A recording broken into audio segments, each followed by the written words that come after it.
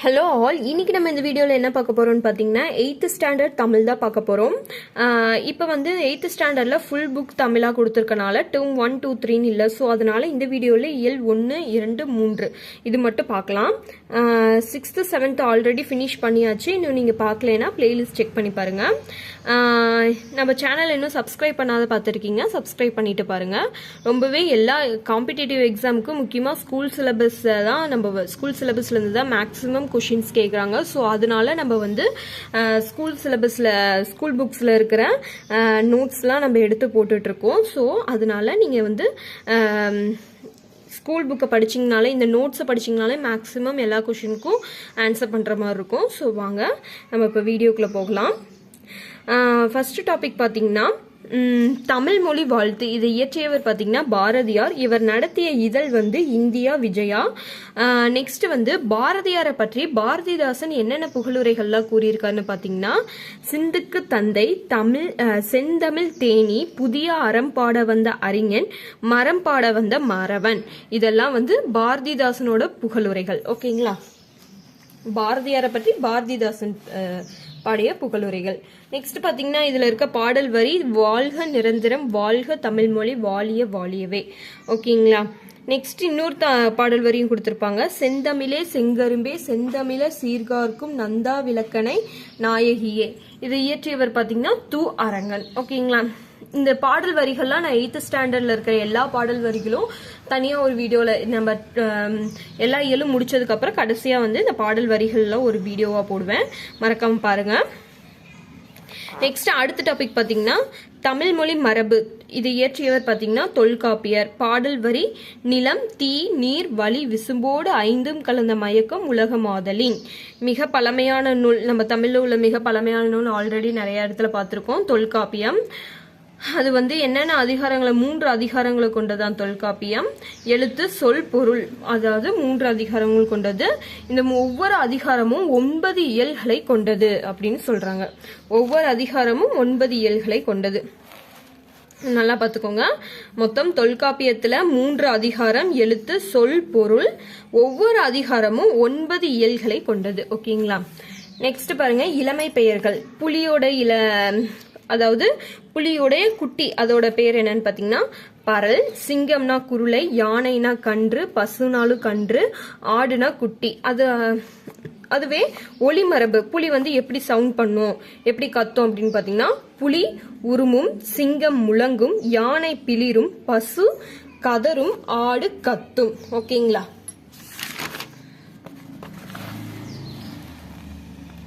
அடுத்த டாபிக் பாருங்க, உரைநடை. தமிழ் வரி வடிவ வளர்ச்சி. கல்வெட்டுகள் வந்து எப்பயிலேருந்து நமக்கு கிடைக்குது அப்படின்னு பார்த்தீங்கன்னா, கிமு 3ஆம் நூற்றாண்டுல இருந்தே கிடைக்குது அப்படின்னு சொல்றாங்க. அடுத்து வந்து செப்பேடுகள் வந்து எப்பயிலேருந்து கிடைக்குதுன்னு பார்த்தீங்கன்னா, கிபி 7ஆம் நூற்றாண்டு முதல் கிடைக்கின்றன அப்படின்னு சொல்றாங்க.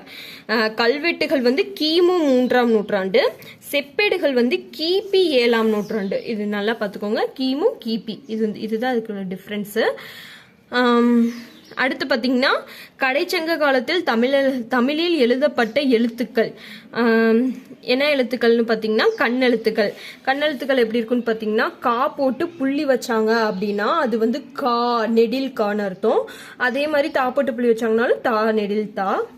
அடுத்து பார்த்தீங்கன்னா இந்த லா வரத்துக்கு இது இப்போ வந்து கே போட்டு 2 புள்ளி வச்சாங்கன்னா கவு. அதே மாதிரி 2 புள்ளி வச்சாங்கன்னா இந்த லா, மத்தல லா வரும் அப்படின்னு அர்த்தம். அடுத்து பார்த்தீங்கன்னா முன்னாடி புள்ளி வச்சாங்க அப்படின்னா கை ஞைன்னு அர்த்தம். ஓகேங்களா? இது நல்லா பார்த்துக்கோங்க. கண்ணெழுத்துக்கள்னா இது மாதிரி புள்ளி வச்சு எழுதுறது தான். அடுத்து பார்த்தீங்கன்னா ரொம்பவே இம்பார்ட்டண்டான ஒரு கொஸ்டின் பாருங்க. தமிழ் எழுத்துக்களில் மிகப்பெரிய சீர்திருத்தத்தை செய்தவர் யாருன்னா வீரமாமுனிவர். ஓகேங்களா? யாருன்னு பார்த்தீங்கன்னா வீரமாமுனிவர். ரொம்பவே இம்பார்ட்டன்ட், நல்லா நோட் பண்ணி வச்சுக்கோங்க. தமிழ் மொழிகளில் நம்ம மிகப்பெரிய சீர்திருத்தத்தை செய்தவர் யார்? வீரமாமுனிவர். எப்படி சீர்திருத்தம் செய்தார்னு பாருங்க. அடுத்து ஏ போட்டு புள்ளி வச்சாங்க அப்படின்னா ஏ அப்படின்னு அர்த்தமா. வெறும் ஏ அப்படின்னு போட்டா அதாவது புள்ளி வச்சு எழுதின எழுத்துக்கெல்லாம் ரொம்ப கன்ஃபியூஸ் ஆகணுங்கிறதுக்காக இப்படி வந்து இது மாதிரி சீர்திருத்தம் செஞ்சிருக்காரு. வெறும் ஏன் போட்டாங்கன்னா ஏ அர்த்தம் அப்படின்னு சொல்லியிருக்காங்க. ஓ போட்டாங்கன்னா புள்ளி வச்சாங்கன்னா ஓ அப்படின்னு அர்த்தம். வெறும் ஓ போட்டாங்கன்னா ஓ அப்படின்னு அர்த்தம். கேங்கிறது கே.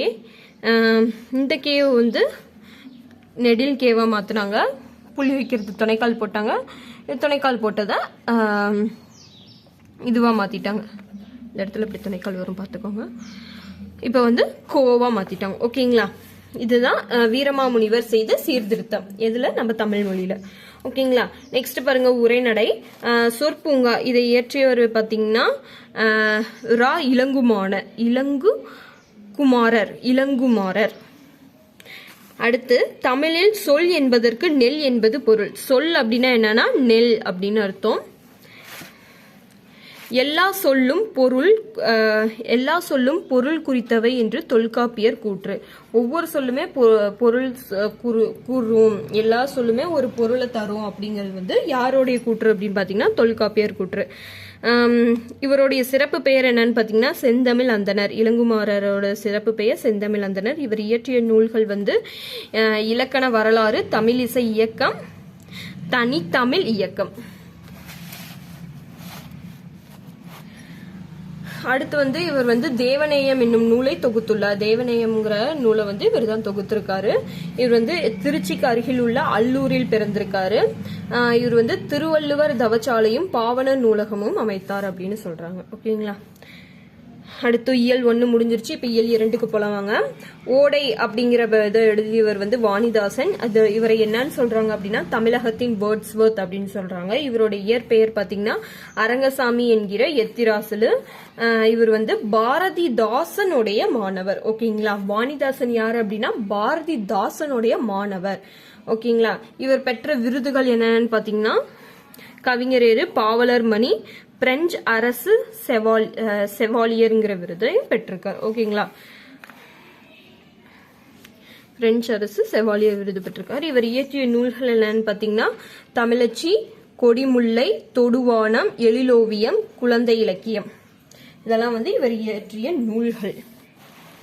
அடுத்து இரண்டாவது டாபிக் பாத்தீங்கன்னா கோணங்காத்து பாட்டு. இது வந்து ஒரு கும்மி பாட்டு. இதை தொகுத்தவர் வந்து சேர் ராசு.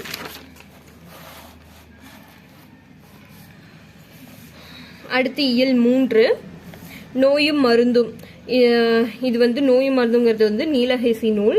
இது வந்து நீலகேசி நூல் வந்து சமண சமயத்தோடைய கருத்துக்களை கூறுற நூல் தான் சொல்றாங்க. இது வந்து ஒரு ஐஞ்சிறுங்காப்பியங்களுள் ஒன்று. ஐஞ்சிறுங்காப்பியங்கள்ல ஒண்ணுதான் நீலகேசி. இது வந்து 10 சருக்கத்தை கொண்டது. ஓகேங்களா? நல்லா பாத்துக்கோங்க. நோயும் மருந்துங்கிறது வந்து நீலகேசி நூல். நீலகேசி வந்து என்ன கருத்துக்களை சொல்லும்னா சமண சமயத்தோட கருத்துக்களை சொல்லும். இது வந்து ஐஞ்சிறுங்காப்பியங்களுள் ஒன்று. இது மொத்தம் 10 சருக்கம் கொண்டது. ஓகே, அடுத்து பாருங்க வருமுன் காப்பும். இதை இயற்றியவர் பாத்தீங்கன்னா கவிமணி தேசிய விநாயகனார். இவர் பிறந்த ஊர் குமரி மாவட்டம் தேரூர்ல பிறந்திருக்காரு. இது 36 ஆண்டுகள் வந்து ஆசிரியரா பணியாற்றி இருக்காரு. இவர் இயற்றிய நூல் பாத்தீங்கன்னா ஆசிய ஜோதி, மருமக்கள் வழி மானியம், கதர் பிறந்த கதை, உமர் கயாம் பாடல். இது வந்து மொழிபெயர்ப்பு நூல். இதெல்லாம் கவிதை. இது வந்து மொழிபெயர்ப்பு நூல் சொல்றாங்க. அடுத்து உரைநடை பாருங்க. தமிழர் மருத்துவம். நடைமுறையில் உள்ள மருத்துவ முறைகள் என்னென்னு பாத்தீங்கன்னா சித்த மருத்துவம், ஆயுர்வேத மருத்துவம், யுனானி மருத்துவம், ஆலோபதி மருத்துவம். இதெல்லாம் வந்து நடைமுறையில் உள்ள மருத்துவம்.